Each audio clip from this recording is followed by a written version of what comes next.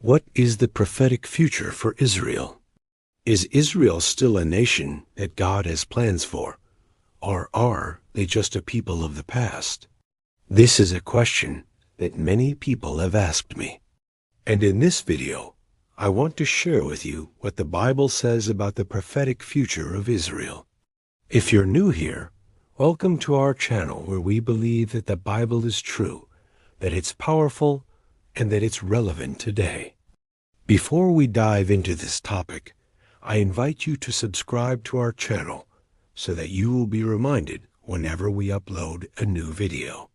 You can also show your support by clicking the like button below. Let's dive right in.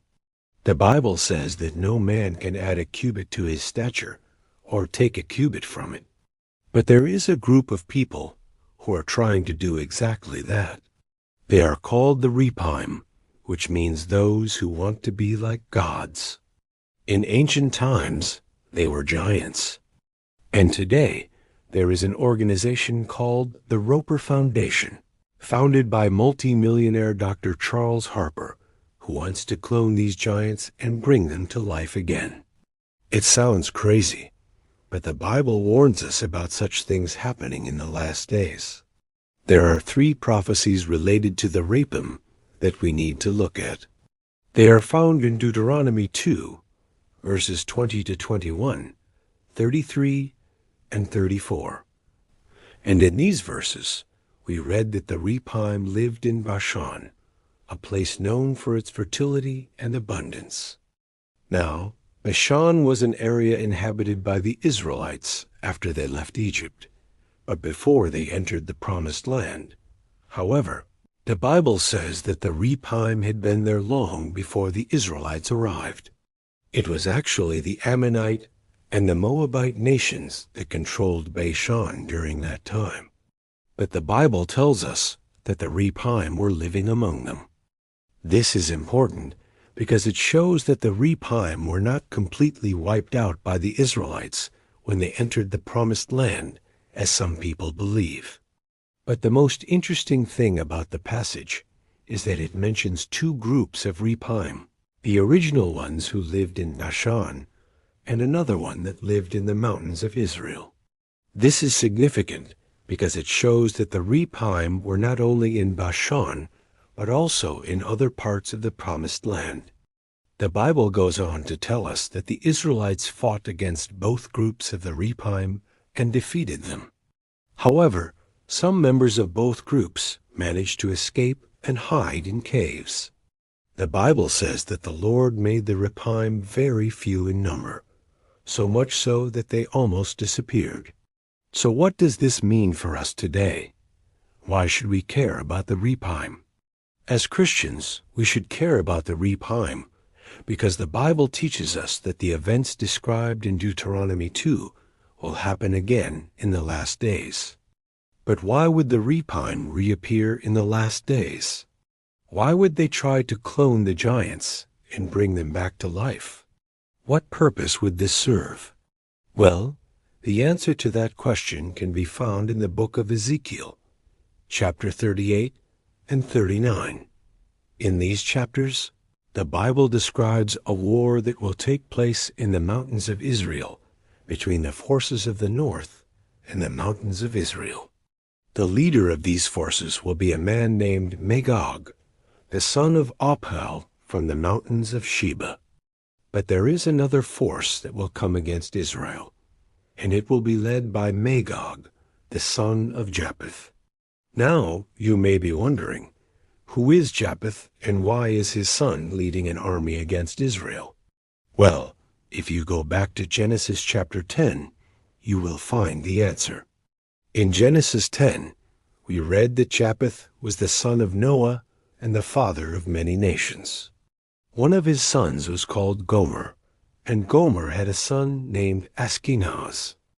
Now, the interesting thing about Ashkenaz is that he is considered to be the ancestor of the Germanic peoples, including the Germans.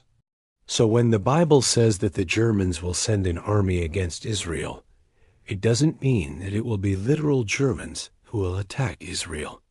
No, It means that a nation that descends from Ashkenaz, which is the German people, will send an army against Israel. And who knows, maybe one day it could even happen literally, with Germans attacking Israel. But that's not the point. The point is that the Bible predicts that a nation descended from Ashkenaz will attack Israel. But wait, there's more. Another nation that will attack Israel is the one descended from Rephaim. That's right. The Rephaim will also attack Israel along with the Germans. So who is this mysterious nation that wants to attack Israel? Some believe it is the Russians, while others believe it is the Chinese. But the truth is that it could be any nation that descends from Rephaim. And the Bible gives us a clue as to which nation it might be. In Ezekiel 39:1, the Bible says that the land of Israel will be attacked by 4 winds, and all my people from among the lost sheep will be gathered together. The 4 winds represent the 4 corners of the earth, and the lost sheep refer to the Jewish people who have scattered around the world. This means that the attack on Israel will come from all directions, and the Jewish people will be gathered from all over the earth and return to their land. So what does this mean for us today? Should we be worried about this war? Well, the answer is no. We shouldn't be worried because the Bible tells us that although the attack will come unexpectedly, God will intervene and protect his people. In fact, after the war, God will personally take care of his people and their land. He will make the mountains of Israel fruitful, and they will be known as the fertile mountain of Israel. The springs will flow with water, and the land will be very fruitful. And it will be inhabited by people who have returned from exile, and there will be peace on the mountains of Israel. This is a promise from God himself. And since God is in control, we don't need to worry. Now let's take a look at the timeline of this event. According to many scholars, this event will take place during the Great Tribulation period. This is a time of great suffering and persecution for the people of Israel. But don't worry, because the Bible also tells us that at the end of the tribulation, God will intervene and save his people. He will send Jesus Christ to rescue them from their enemies. And he will defeat all the armies that have gathered against Jerusalem. Jesus will rule over the nations and bring peace to the earth. Now let's talk about the ultimate fate of the Rephaim. In Isaiah chapter 26, verse 14, the Bible says that the Rephaim will be like the dreams of the Apiru. Dreams are like vapor, and like the mist that is seen in the morning. But the mountains will be a refuge for the people of Israel. This means that the Rephaim will become like a dream, something that seems real, but in the end is not. They will disappear, and only the people of Israel will remain. In conclusion, the Bible tells us that the Rephaim will play an important role in the last days. They will try to attack Israel, but God will intervene and protect his people. The Rephaim will ultimately fail and disappear, but not before causing great suffering to the people of Israel. However, God will bring peace and prosperity to the mountains of Israel after the war.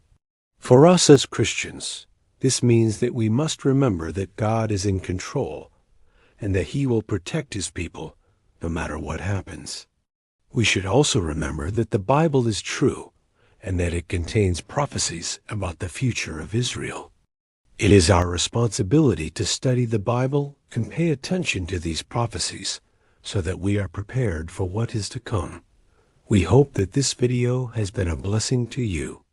If you enjoyed it, please leave us a comment below and tell us what you thought. Don't forget to subscribe and turn on notifications so that you don't miss any of our new videos.